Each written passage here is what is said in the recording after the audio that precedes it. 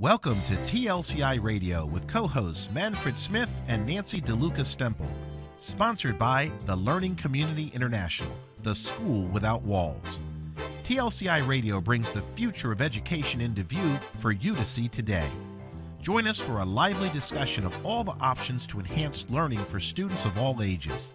Expand your perspective, understand what learning is all about, and position your students for a complete learning experience. And now, please join Manfred Smith and Nancy DeLuca Stemple for TLCI Radio. That's a good point. Good morning. Welcome to TLCI Radio, the Learning Community International School. We're broadcasting from TLCI campus and the Village Connector Media. I'm Nancy DeLuca Stemple, your host today, and my co-host is Manfred Smith, the Principal Director and Founder of the Learning Community International School.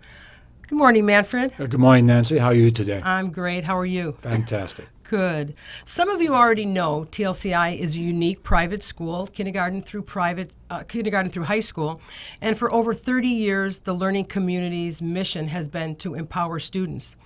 It all begins with the collaboration of students and parents and their personal advisors to create an individualized learning plan based on the students' interests, their learning styles, their natural strengths and talents, and using the whole world as their classroom.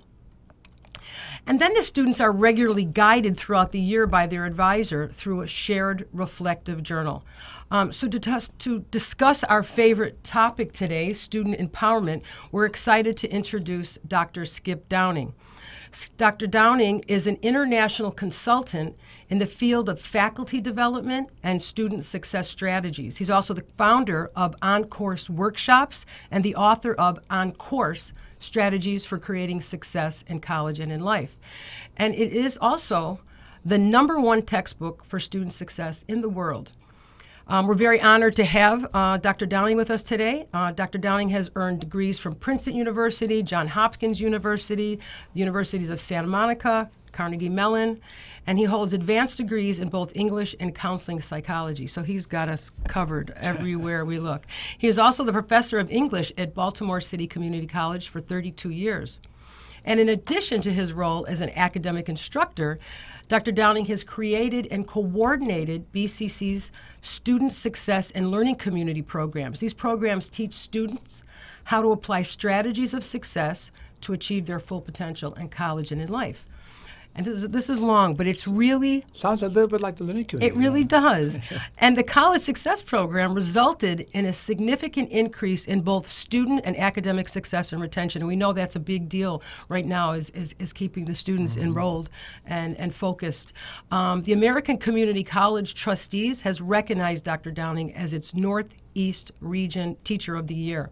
He's also the recipient of the NYSOD Community College Leadership Award for Teaching Excellence, and he was named in USA Today as one of the 50 best community college instructors in the United States and Canada. So Dr. Downing is also guided by his belief, and this is really what is so congruent with the learning community, that the greatest mission of any educational institution is empowering its students to live rich, personally fulfilling lives. We're so honored that Dr. Downing is also on TLCI Advisory Board. So, Dr. Downing, thank you so much for being with us today. And I know you're a busy man. Your research and your life, obviously by what I just described, has been dedicated to empowering students. So please tell us, based on your research, why did you create this program? Why are students struggling in college? Well, they are struggling in college, and the data are kind of sad. American College Testing, ACT, keeps track of retention data, and although it's getting slightly better over the last few years, it's still kind of grim. For four-year colleges and universities, public ones, the retention rate or attrition rate is about, for four-year colleges and universities, is about 35%. Whereas for two-year colleges, public colleges, it's about 45%. So we're losing a huge number of students. In addition to that, then the question is, well, what happens to the students who are retained? And there's some other data that's kind of sad, and that's from the College Learning Assessment, which assesses qualities such as critical thinking, writing skills, communication skills, some of the basic elements that we would expect a college education to help students develop. And what they're finding is that after 2 years, and these are data from all four-year colleges, but after 2 years, about 45% of the students have not advanced in those key elements, and after 4 years, about a third of them, or a little more than a third, have not. So the big picture is we lose a lot of students in higher education, and then those that we keep, many of them aren't learning the very skills that we would like them to. So in my experience, it happened on a very personal level. Those are the big picture data, but I was dealing with individual students that I would see who clearly could be successful to get a college degree, but found a way to sabotage themselves somewhere along the line. So I became really intrigued with what could I do. I was a faculty in the English department at Baltimore City Community College, and I'm looking at my students in, say, a freshman comp class, and I'm wondering, what could I do to help these students? And what I noticed was that so many of them got off course because they made really poor choices. They wouldn't come to class. They didn't do their homework. They didn't come to see me or go to the tutoring center. So the kind of choices you would expect a successful student to make, they just weren't making. And so I went on an exploration to figure out, what could I do, if anything, to help students make wiser choices. And that led me on the path that I've been on now for over a quarter of a century. And it's clear we can help students make wiser choices. So the wiser choices, there's a whole strategy to how to help the students make those wiser choices. So based on your research, you created OnCourse, your book that's #1 in the country now in student success. So In the world. in the world. So what kind of strategies are going to help those students make the wiser choices? Well, what I found interesting was where do choices come from? Why do two human beings, let alone students, come to a fork in the road, and one goes to the left and the other goes to the right, and maybe neither of those is a good choice? Maybe a third student comes along and takes the path down the middle, and that's going to move them towards the desired outcome or experience that they're looking for. So why were students making so many poor choices? And it struck me that the answer was that it came from the inner qualities that they had developed throughout their life. Just take one, might be persistence. How strong is that inner quality in any individual, that they have persistence, that when they fall down, they get up? There's a wonderful Japanese saying, fall down 6 times, get up 7. How many of our students fall down 6 times and get up 5? So how do we give them that persistence? And that's just one of what I decided of 8 to focus on to help them ultimately just to make wiser choices. So out of those 8, what do you see as, I hope we can go through all of them, but let's start out with, what do you think is the most important, what is the most poignant one to you? This is a question that I've been asked many times, because each person who asks the question has what they think is the right answer, right? So my answer to it, when somebody says, well, which is the most important inner quality, my answer is kind of metaphorical. I would say, well, which is the most important tire on a car? To me, the answer is it's the one that isn't working, the one that's flat. So they're all important. And if I had to pick one, though, and it's the one that starts our workshops with faculty, and it's the one that starts the OnCourse textbook for students, it would be personal responsibility. The sense that I'm in control of my life, even though that may be a slight exaggeration, because things happen. Sure. We can be victimized by some sort of outside force, either another human being or a natural force like a hurricane. But then we're responsible for how we react to that terrible situation. And many of the students that I was dealing with had a kind of a victim mindset. Not the difference between a victim mindset and being a true victim in life is who's doing it to whom. And in the victim mindset, I'm talking about the person is doing it to themselves. That's the sad situation. And so they are putting themselves in an awkward situation because they have a perspective of themselves as not having any control of their life. And if they if they can react as if they have control, then they're going to find options that they wouldn't have found at all if they had just given up and said, well, there's nothing I can do. I'm helpless here. There's that persistent part that you were just talking about.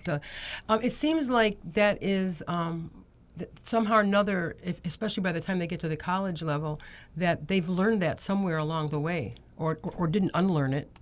And I think it's getting, from my reading and just typically anybody who reads the newspapers, I think that victimology has been getting progressively worse the last few years. I think it's actually taught in colleges that, you're a victim. I mean, it's just, it is so counterproductive and so damaging to the individual that it's just amazing. Well, it's very disempowering. I mean, it's so, the interesting thing here is this isn't like it's them and us. It's like we're all in this together. Sure. I mean, we all slip into this mindset at times. It's very difficult not to. And it's kind of easy to do that because it's great to hang around with your friends and complain and moan about how bad things are.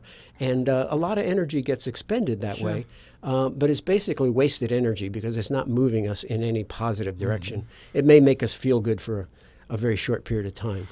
And it seems like that it's easy to fall into it. Also, another way is if you don't know what strategies are available in your life to actually make that change. And it just seems like if you don't have access or if someone guiding you that you can make a difference, you just throw your hands up. So how does OnCourse take students from that victim into, how does it empower them from that place? Well, that's a great question. And from my perspective, and based upon a lot of cognitive psychology, the problem begins in the thought processes, the inner conversation, the inner chatter that we all engage in. We all do it. I like to joke in a workshop, I'll say this, if there's anybody here who's thinking to themselves, well, I don't have any inner chatter, well, that's your inner chatter. So you prove the point by rejecting the proposition that you have it. But you have this inner chatter that's going on, and that's going to determine the perspective that you have in the choices that you make, which then create the outcomes and experiences that your life is all about. So we take a look at what happens when you reach an obstacle. What do you say to yourself? And it's so easy to complain about it, to blame somebody else, to make an excuse. And then what typically follows is repeating the same behavior. And it's kind of a downward spiral. The alternative to that is to look for alternatives. So if X isn't working, what about plan Y and Z and A and B? And somebody who's in that creator mindset is always looking for what's another option if what I'm doing isn't working. And it doesn't mean you'll always be successful. It would be wonderful to have some sort of magical wand that would automatically create success. But what it does is it raises the odds of your being successful. Whereas taking the alternative approach diminishes the odds of your being successful.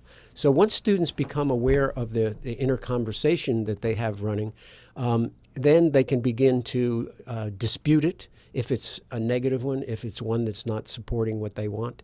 And there are a number of techniques in cognitive psychology which allow them to really soften that voice and in some cases even minimize it to the point that they don't hear it anymore. So within the OnCourse program, under each of the different, the 8 different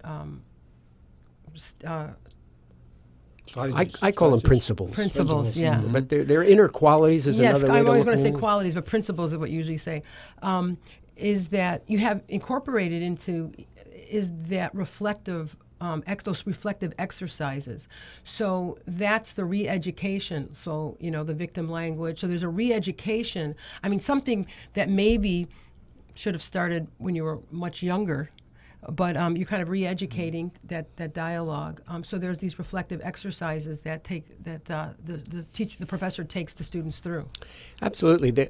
Reflection is critical in learning because if we just keep charging ahead with our present thinking and we don't pause, it's kind of like the the opportunity to exercise and then let your body relax for a while and build up the strength that you've been developing through that exercise. Here the exercise has been brain exercise. You've been asked to think deeply about something and then to take a little bit of time. I have a quotation here from an educational psychologist named John Biggs, and I think it really captures the essence. And in my experience as an educator, and watching other educators, this is a piece of education that a lot of folks leave out. That is the reflection. And anyway, Biggs wrote, reflection is indicative of deep learning, and where teaching and learning activities such as reflection are missing, only surface learning can result. And so part of the approach that I've been sharing with educators is to get students actively engaged and to have a time after that to sit back and think about it. And that often takes the form of writing about it. It takes the form of having a conversation with one other person, so there's a lot of interaction, and then bringing it back to the whole group and hearing the various points of view simultaneously as working on critical thinking, because the students, as they're learning, are seeing it one way, and then they hear it from another perspective, and it opens their possibilities. They say, well, I hadn't thought about it that way. Yeah, there is no critical thinking without reflection. Yeah. They have to go together. Good. I just also like to point out, just from, as we're discussing this, that entire reflective learning process is really the heart of what we do in the learning community. And just to flash back to what you said earlier about the dropout rate and the retention rate, we've been graduating kids now since 1984, 85 roughly, and we've been keeping track of those. And generally, our graduates are almost 100% successful wherever they go, because our entire high school program, and even before our high school program, is designed around these kind of principles. And so therefore, our kids, when they graduate from high school, they are, we're looking at some of the principles here, they have been accepting personal responsibility for years. They discover they're more self-motivated. They have self-management skills. I'm reading your principles right here, by the way. They employ interdependence. They work with advisors, their parents, other managers, people that they work when they're physically working, and so on. So this is really, I like to, from 35 years of working for the learning community and as a teacher for 33 years, I definitely want to confirm what you're saying about, and I can see why students using OnCourse, this textbook in those colleges would have a much higher success rate in terms of staying and remaining, and also moving forward to successfully graduate from high school. Why don't you hold that, show our audience the... Right. But this is the 6th edition. We're way ahead of that already. I think 8 editions now, right? 8 editions OnCourse. You can get on Amazon. If you want to for your own child, you can go ahead and try this yourself. It's worth every penny you pay for it, believe me. And I find it interesting you were saying that about the surface learning and reflection. What students are learning and guided through in your course can be applied. They're learning the skills, but then those skills can be applied to their academics outside of this course, as well as their life. Absolutely. You reminded me, I had a student a few years back who told me after the course that she was in a night class, and she was working during the day. And she did really well in the course, learning these inner qualities, which, by the way, cognitive psychologists now call non-cognitive qualities. So it's got a very fancy name. Oh, okay. And in the business world, they're usually called soft skills. Okay. So it's different realms have different terms for them. Yeah. So this woman came to us and did really well, and she shared a note that she got from her employer, and it said something like this, a pretty close quote. He said, you've been asking me to pay for your college tuition for years, and I've resisted until this year.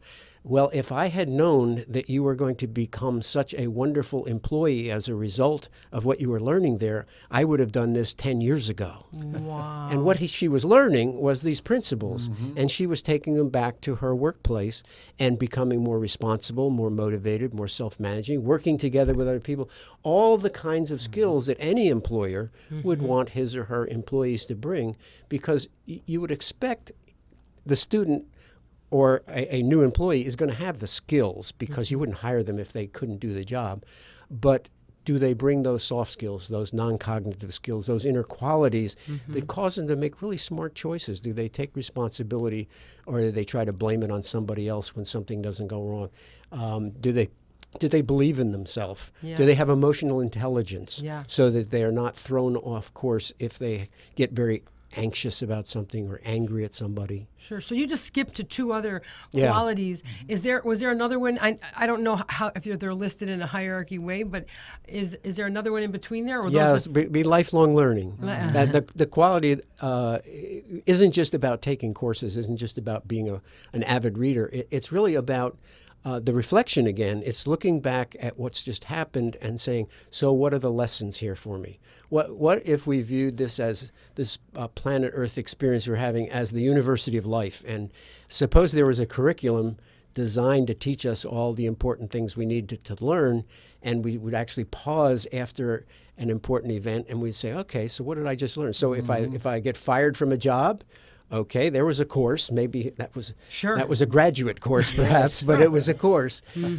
Or if I have a conflict with a friend of mine, or if I get caught doing something illegal, every one of those is a potential lesson. Sure.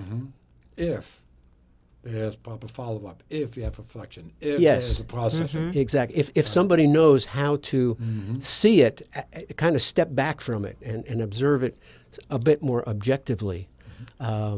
Yes. And I mentioned the thought just popped into my mind to mention that if somebody does something illegal, there are about 10 colleges now that are offering the OnCourse class in prisons. I was hoping that's what I thought you were going with. That would make a lot of sense. Is And really awesome. I was Talk about just making bad decisions.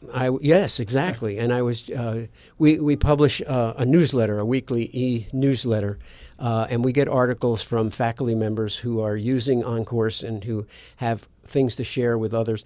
I'm working with a woman now who's in California, and she teaches an OnCourse class at Pelican Bay prison, which is for the worst of the worst offenders.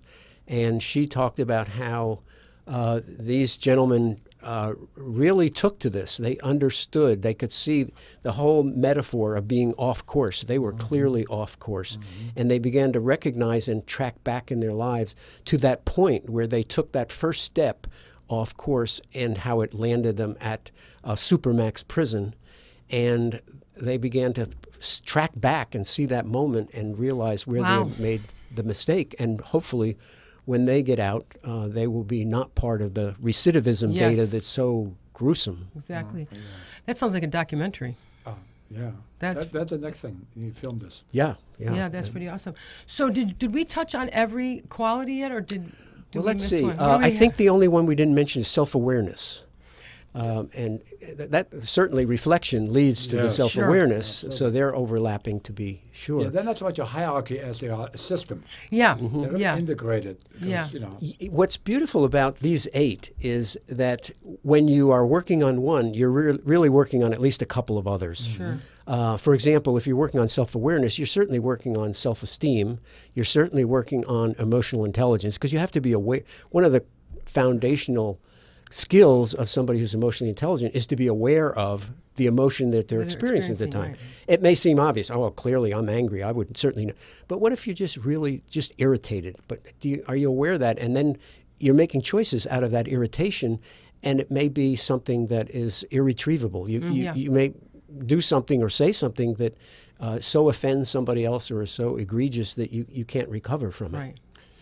I was going to ask you, so this is taught in over 500 colleges and universities across the United States. How do you train those professors? How do these professors become trained to present these courses? Well, that's the reason that I started the OnCourse Professional Development Workshops in 1996. We've now trained close to 50,000 college and university educators. Impressive. And there are folks who will come to the workshops who have been teaching an OnCourse class for X number of years, 2 years, 5 years. And they'll often say, you know, I thought I was doing it, quote, right. There isn't necessarily a right and a wrong, but what they came to realize was there were other ways they could do it. They got an opportunity to get a mental model of a different way that they might do it. And so the idea is to give them the experience because it's not a lecture. It's a 4-day workshop, so it certainly wouldn't work as a 4-day lecture. But we get them very highly engaged, which we want them to experience so they see the value of that for their students. So our two principles are engagement, get students highly engaged. There's a wonderful line from the book, How the Brain Learns, that says, the brain that does the work is the brain that learns. And so we want to make sure that the students' brains are doing all the work. Right. That's the empowerment part, too. It is. It absolutely is. But so that's the mental part of it, and then the engagement part is balanced by the empowerment part. Because if you have really engaged students, but they're disempowered, they get very nervous, right? Because it's not what they expected. They want to be told. They want to have a clear view of what's going to be on the next test, just so they can do well. Right. So when you have that imbalance between empowerment and engagement, it makes it really challenging for an instructor, because the students are extremely uncomfortable either way. But when you have extremely empowered students and you put them in a very highly engaged environment, that's when the magic happens. That's when the magic happens, yeah. I have to say, we're really excited that you endorse the learning community among your professors that have gone through your workshop, and we've actually have them. Some of them have responded to our request for more advisors. So we have some of your advisors that are working with our students now, which is really making a difference, and we're very hopeful about the future, not only for our students, but we're also starting a program, an empowerment program for the learning community, to bring these resources and these professors that have been trained by you and your program to students in private and public high schools. So and homeschools too. Pardon? Homeschoolers also. And homeschoolers also. That's right. So it's not that just you have to be enrolled in our program. You don't have to wait to go into college, but you can actually have access to this material through our advisors that you have trained. And right now we're doing it locally in Maryland, but we hope to be more expansive internationally as well and throughout the United States. We're closing in on our show, but I didn't know if you had any other questions, Manfred, for Skip? No, I think we've done it. I mean, there's a lot more we can do here, obviously, but I think we've covered the essentials at least, and it really is. I mean, it's really hopeful that that the course exists, the textbooks exist, and also the fact that you're getting that kind of success. Because, you read the papers, and any parent listening to me out there, they're all worried about what my child's going to do in the future. Are they going to be successful? The cost of college is astronomical in a lot of places. Even public colleges, like, Maryland State and so on, are very expensive. And that's a huge investment. And, just to put sort of babes into the woods is not the best strategy, that's for sure. So really thank you for just having the foresight to see this and to create to stay on course all these years to create this really phenomenal and your program. persistence. Yeah, and persistence. Well, one thing I'd add, if I were unfamiliar with all of this and I was listening, I would think, well, that sounds good, but what's the proof? Is there any evidence of this? And on our website, we have studies from more than 24 colleges showing the data, showing the hard numbers to show that this intervention makes quite a bit of difference. At the program that I coordinated at Baltimore City Community College, in one semester we raised the retention rate among the students that participated by 26%. And that was just one intervention. And of course, there are many other interventions that could be helpful to students. But if you package them together and you have as powerful a one as the OnCourse program, it can make a huge difference. And we can turn around those grim data that I mentioned just a bit ago. Yeah, these are really critical intellectual tools. That's what they are. It's like the equivalent, of sending somebody out to the field to do a bunch of tasks and not give them any tools. No shovels, no picks, no, spade, nothing.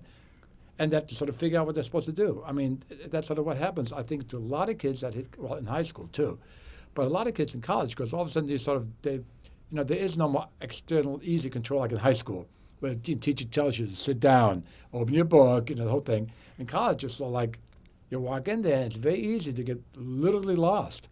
And to have that dropout rate, and to have that failure rate, and it just goes on and on and on. I know. I read an article one time, and the professors were saying at the 4 universities, we're happy that the students are eating and just showing up. at the class. That's just so Because unbelievable. they know their students are not arriving fully equipped with those kinds of skills.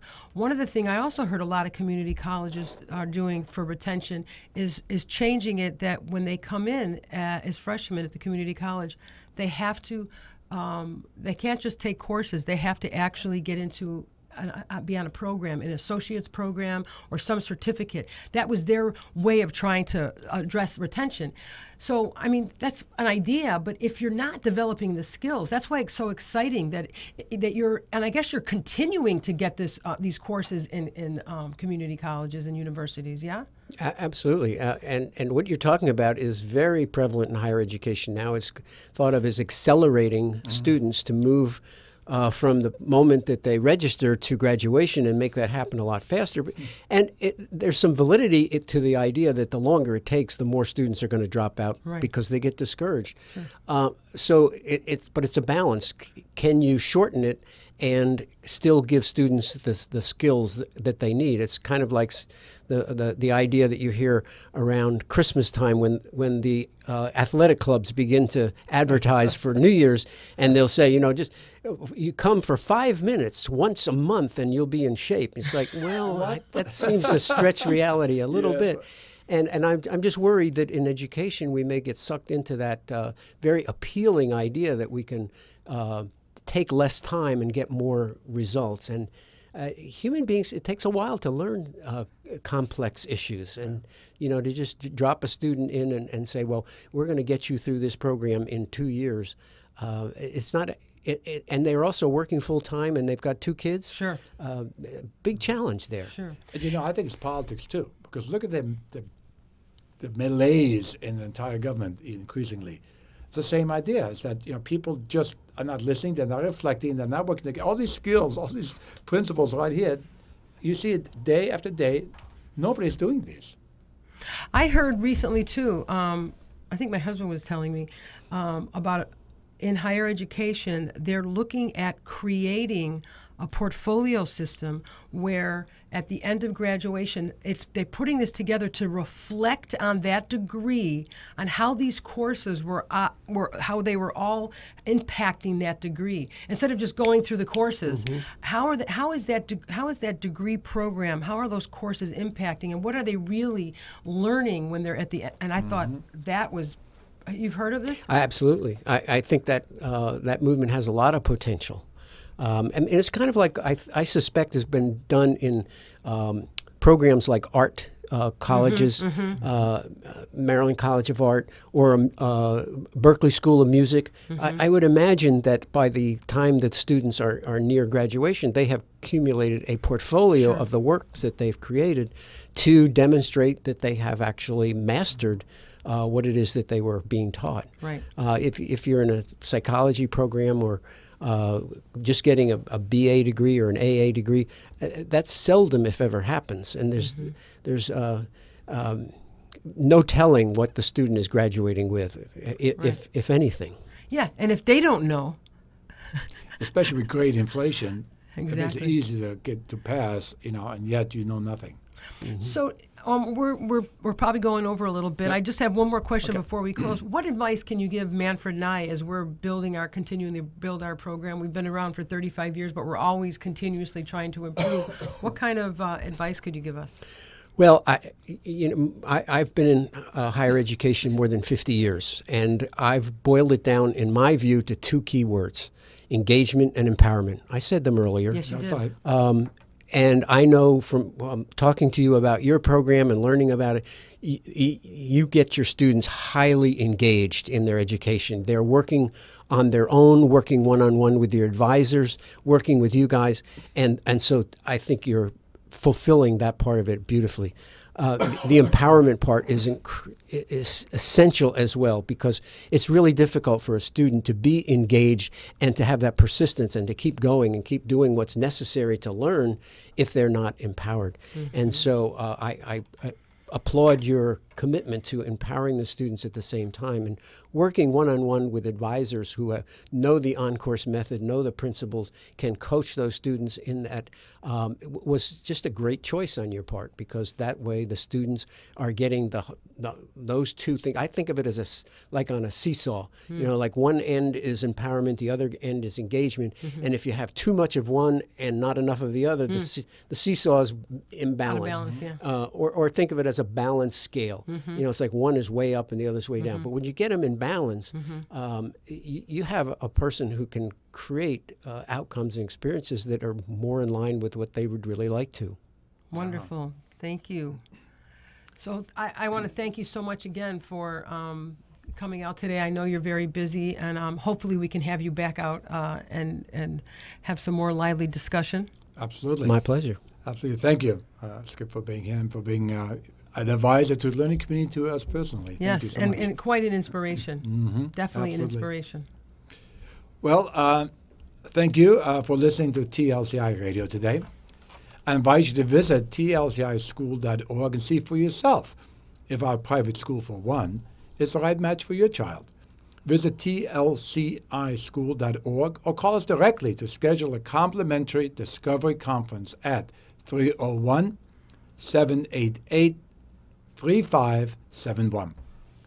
I'm Manfred Smith, founder and principal director of the Learning Community International, where terms such as reflective learning, individualization, customization, and empowerment are not empty buzzwords, but values we live and practice and provide to our students every day since 1984.